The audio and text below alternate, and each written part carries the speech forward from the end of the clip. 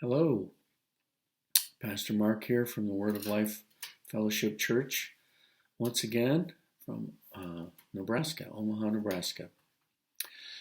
Well, today we're just going to jump into a really quick little Bible study. We're going to look at a passage in Psalms chapter 4. We're going to start with the third verse.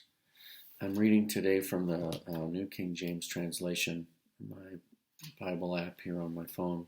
It says, but know, K-N-O-W, but know that the Lord has set apart for himself him who is godly. The Lord will hear when I call to him. I'm going to go ahead and read the next four verses too. This is verse 4. Be angry and do not sin. Meditate within your heart on your bed and be still. Selah. Offer the sacrifices of righteousness and put your trust in the Lord. Wow. There are many who say, who will show us any good? Lord, lift up the light of your countenance upon us. You have put gladness in my heart, more than in the season that their grain and wine increased. And the last verse, verse 8. I will both lie down in peace and sleep. For you alone, O Lord, make me dwell in safety. Now, there's a lot in these 5 verses. I don't, 6 verses. I don't want to get off the course from what I was really wanting to talk about today. So first, let's just talk about the obvious, the third verse. That the Lord has set apart the godly, those that are living for him, those who trust him. In the modern vernacular, those who have repented of their sin and committed their lives to him and turned away from a life of sin and selfishness and want to live for God. God takes those people and he sets them apart. Now, there's a word also used in the Bible, sanctification, or sanctified, to be sanctified. When I was growing up, I heard a lot of saints in church testifying periodically when we used to have testimony services. And every now and then someone would say, I'm saved, sanctified, and filled with the Holy Ghost. Sanctified means to be set apart. In so many words, I'm simplifying it there. To be set apart. So God takes those that have put their trust in him and he sets them apart from everyone else for his purpose. Wow. Wow. That's pretty special. He takes us and he sets us apart for his purpose. We're sanctified. That's probably not something you were thinking about when you got up this morning, but you are. You're sanctified. We get some other instruction here in this passage. Be angry and do not sin. So there was a time, it's been several years, probably 6, 7 years ago now, in the place that I used to work. I forget what was going on at work that day. It was just something, a task that I was assigned to do, and it was just a little bit irritating. I was having some not really struggles, but I had to overcome some obstacles, which I did. But in the process, I probably looked frustrated, and I was frustrated. So in this case, looks were not deceiving. Got the sun shining on my face. Excuse me. So one of my coworkers said, knowing that I'm a minister, said, you're not supposed to be angry. And I said, well, The Bible actually says, be angry, but don't sin. Anger is an emotion, and we're all going to experience it. And here the Lord is telling us in Psalm chapter 4, it's okay to feel angry. It's not okay to do something that we shouldn't because we're mad, losing our self-control. In the New Testament, there are many, many, many places where we as Christians are admonished through the epistles to have and exercise self-control. So here's that passage, Psalm chapter 4, verse 4. Be angry and do not sin. Verse 5. Offer the sacrifices of righteousness and put your trust in the Lord. So what in the world does that mean to us in this modern era that we live in? Offer the sacrifices of righteousness. Live right.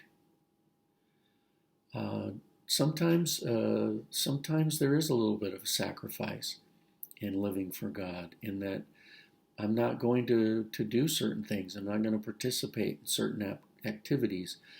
I'm not going to go certain places. I'm not going to do those things. Well, other people are doing it, and it looks like they're having fun. Well, you know what? If God isn't pleased with me, if God isn't pleased with certain types of behavior, well, I don't want to participate in that behavior. There'll be another Bible study sometime about what kind of behavior that might be. But at this time, go ahead and use your own imagination. But in one context, that could be a sacrifice. Well, in order to live a righteous life, I'm going to have to do that. And so that would be one example, maybe a poor example, but an example of a sacrifice of righteousness. And for time's sake, I'm not going to go too far into that. Verse 6, there are many who say, who will do us any good? Who will show us any good? Sometimes people would say, the Lord isn't answering our prayers. The Lord doesn't hear me. The Lord doesn't this. God isn't doing anything for me. Well, He actually is probably working behind the scenes. You just don't see the results yet. Well, who's going to do any good to me? Well, sometimes God works through people. Most of the time, God works through people. He is going to show you good. Put your trust in the Lord. And the psalmist added there at the end of the 6th verse, Lord, lift up the light of your countenance upon us. Wow. Verse 7, you have put gladness in my heart more than in the season that their grain and wine increased. So back when psalmist David was writing these psalms, and most of the Bible, when most of it was written, most of the world was an agriculture-based world, period. Now, today, we still are to some extent, because if we don't have a vast and complex agricultural system of distribution and purchasing and exchange and so forth, well, then most of us are starving to death. And then we're back to the days when it was just basically everybody was a farmer and had some kind of livestock. Because if you didn't eat. You didn't have food. Unless you had some kind of a trade which was in demand, which people would exchange goods for, sometimes money. And then you could acquire and trade for or purchase food for yourself. That was an agriculture or agrarian-based society. Well, here we are, we're reading this, and he's saying, you put more gladness in my heart than the season when grain and wine was being harvested and produced. So harvesting grapes, making wine, harvesting crops, turning it into converting the grains into whatever type of flour or meal or what have you that they would need. Excuse me. Beg your pardon. Well, that was a time of celebration. The harvest time. That was an absolute time of celebration because there's plenty to eat. They didn't have refrigeration at this time when the Bible when the psalmist is writing these psalms. They didn't have the excuse me, the company. Now my voice is cutting out. Excuse me, I beg your pardon. They didn't have the company that made the glass jars and the little lids with the rubber seals so that you could can your veggies and meats and things and preserve them for years. They didn't have that. They had other ways of preserving food, but they weren't quite as extensive as we have at our disposal today. So harvest time was a real happy time because there was plenty to eat, plenty to drink. They didn't have to, ration themselves at this time. They could just eat till they were full. You have to think about that. The rest of the year, in fact, the opposite side of the year from harvest, meant things were a little bit lean. And you had to think about preserving what you had because if you don't, you won't be able to eat next week and maybe next month.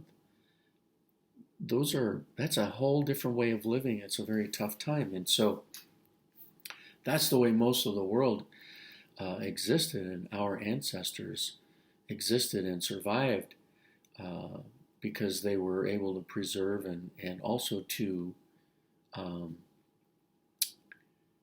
what's the word? It just left me. Control, exercise self-control in how much we eat this week because we have to have something next week, next month, 2 months from now. And so there was absolutely keeping track of that. And the psalmist is saying, man, this is you've put so much joy in my heart. I'm happier now than in the harvest time. Wow. Something. And then the last verse, I will both. So there's two things, lie down in peace and sleep. So it's one thing to sleep, but sometimes it's stressful and things are happening and it's a tumultuous time, and it's you're not getting a lot of rest and there's no peace. The psalmist says, I'm going to do two things here. I'm going to lie down in peace and I'm going to sleep. And the Lord, because the Lord, you, Lord, make me dwell in safety. You alone, O Lord, make me dwell in safety. Another thing that, many people today still deal with this. There's an industry where people make security systems. And many of you have security systems on your homes. Walk in the door, starts beeping, you punch in the code on the keypad so the alarm doesn't go off and the police and the fire department aren't alerted. You, Lord, make us dwell in safety.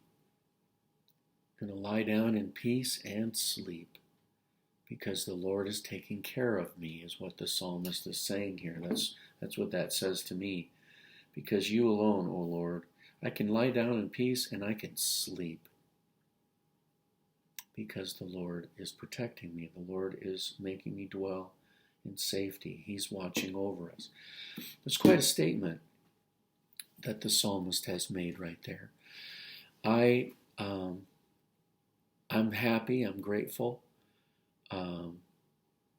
that God watches over us. I'm delighted that He sanctifies us and sets us apart.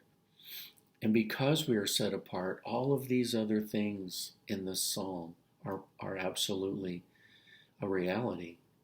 For many people, these things are not a reality in their lives, and they have other struggles and issues and obstacles.